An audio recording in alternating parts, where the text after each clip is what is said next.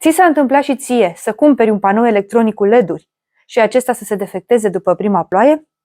Urmărește-mă până la capăt, pentru că o să-ți dau câteva ponturi pe care să le ai în vedere în cazul în care intenționezi să mai achiziționezi un astfel de produs.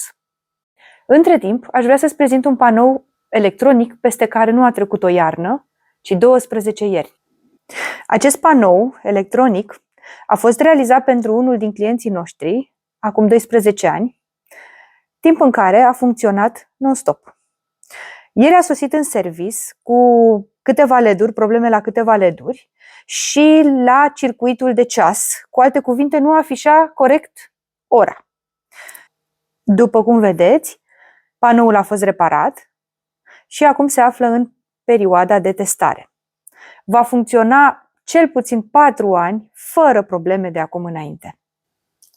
Ce este important să ai în vedere atunci când intenționezi să achiziționezi un astfel de panou electronic pentru afacerea ta? În primul rând, dacă intenționezi să-l montezi afară, este indicat să alegi o soluție dezvoltată special pentru mediul extern. În al doilea rând, partea de programare este foarte importantă.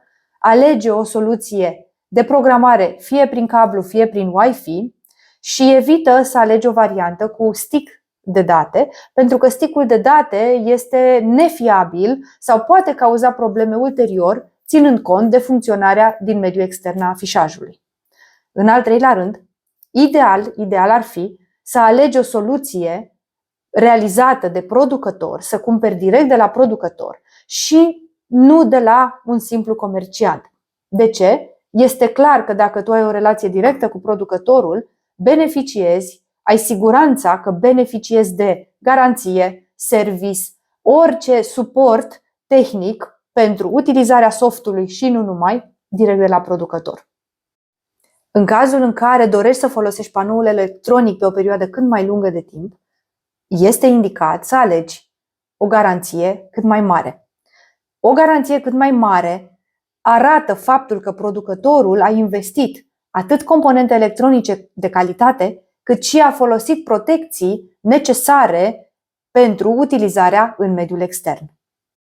Lasă-mi un comentariu cu domeniul tău de activitate și îți voi spune ce afișaj, ce panou electronic este potrivit pentru tine.